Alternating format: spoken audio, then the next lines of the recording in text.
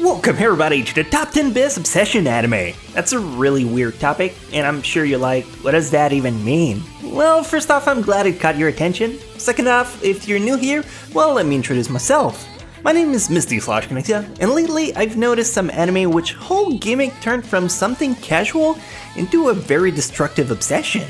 Trying something, then failing, and trying it over and over, expecting different results. Well, that'd be the definition of insanity. Now shut up, I didn't steal that quote from Far Cry 3. It's a citation. I'm sure the list will start to make sense as we go through it.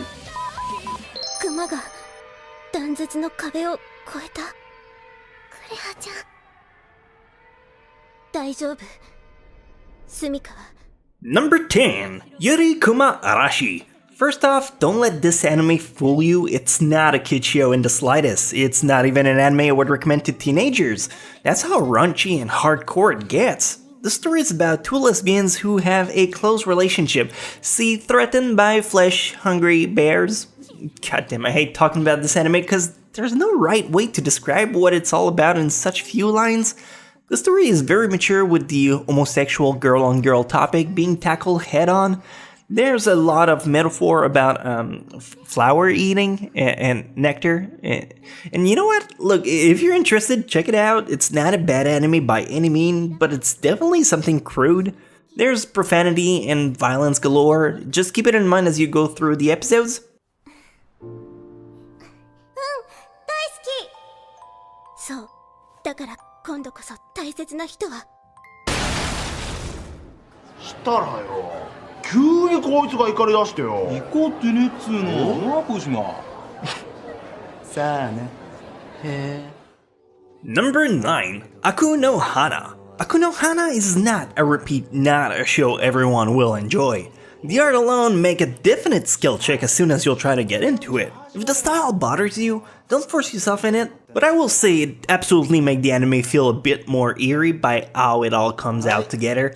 The show is about Kasuga, a student who obsesses on a lot of things, reading books, and a girl who he is madly in love with.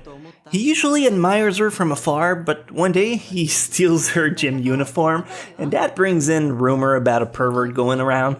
It could have ended there, but the problem is some girl saw Kasuga take it, and there's a weird power play going on, to not say blackmail. Very mature topic, handled delicately about the subject of obsession. I recommend it for people who like their anime artsy. これ漢字間違ってる。旧字体なの返せよバカ。お前なんかには価値のわかんねえ本だよ。いつもニコニコあなたの隣にダイヤル簡単ニャルラトホテプです。Number 8, Hayore Nyaruko-san. How about we lighten this up with a bit of comedy? Hayore Nyaruko-san is a parody type of anime about a high school student who gets attacked by a monster. A girl rescues him, and she then falls madly in love with him. Later on, there's another girl who joins the party, and she then herself starts obsessing about the other characters. It's definitely a lighter take on the topic for those who want to see some degenerate and eccentric characters go at it without taking the whole thing too seriously. Also, the comedy is real good, and it makes the 25 episodes go by real fast. Just don't expect anything serious out of this one.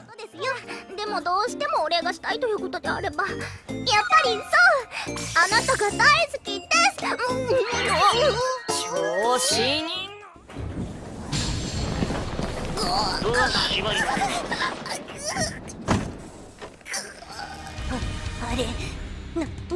Number 7, Watamote. There is a case to be made about Watamote. This one's obsession isn't related to a goal or a person, but rather a status, a social status, and I gotta say, you need nerves of steel to get through this one. Either that or your sympathy has been shot through the head. The anime itself is straight up built with an overall mean-spirited approach where the main character is an inept who focuses so hard into getting one step forward she always ends up 8 steps backwards. I guarantee you this anime will bring tons of cringe to the point where you will physically flinch. That being said, there is also a pretty hilarious jokes where she wins a vibrator and get an erotic game and then use both of those at once, but not for the reason you think, and end up getting caught. That alone was worth checking out the anime. 当たった。これって人が見たら絶対。おい、何？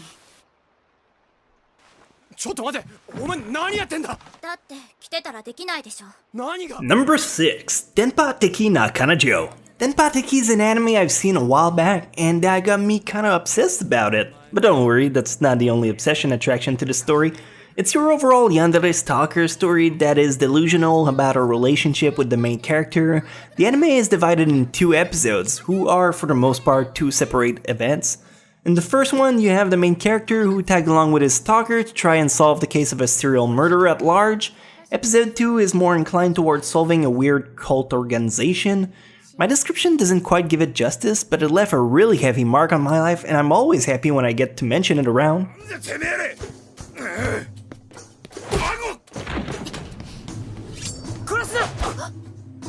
今すぐそのデクどもを連れて消えな。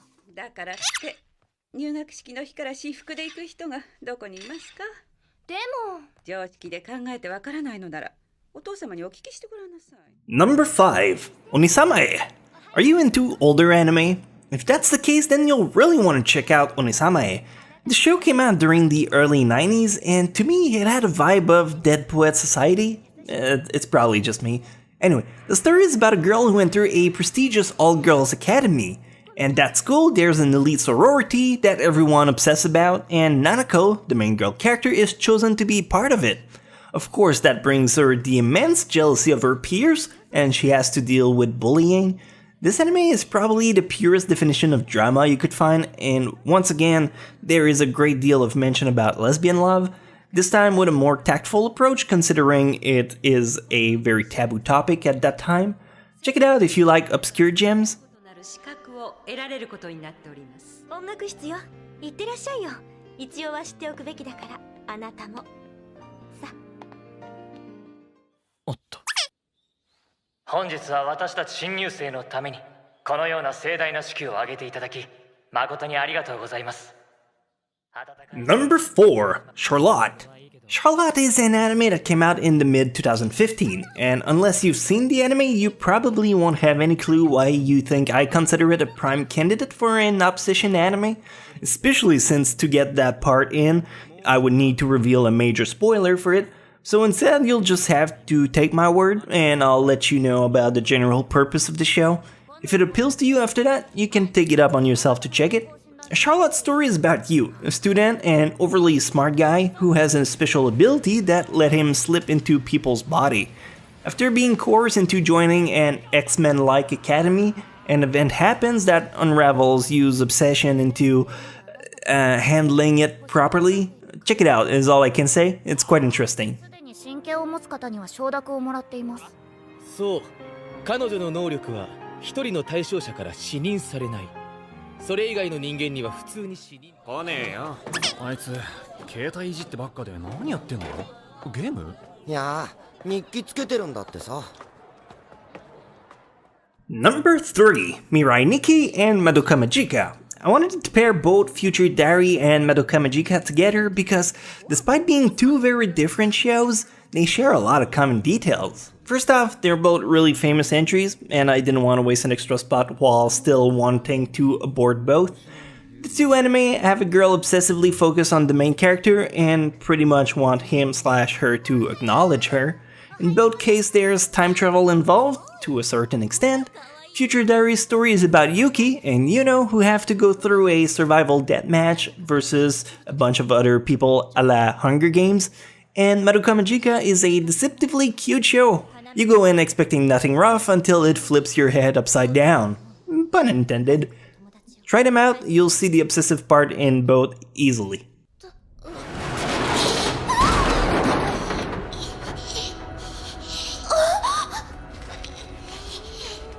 あなたなの？はい。これが契約書。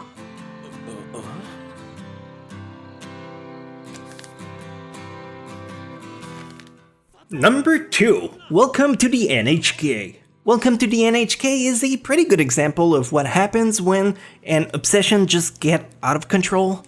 This anime is about Sato, who's a hikikomori, If you're unfamiliar with the term, that's a Japanese status for people who are basically shut in. They're seen as kind of the scum of society since they don't bring anything useful to it. The anime focuses a lot on Sato's fear and the conspiracy he constantly obsesses about.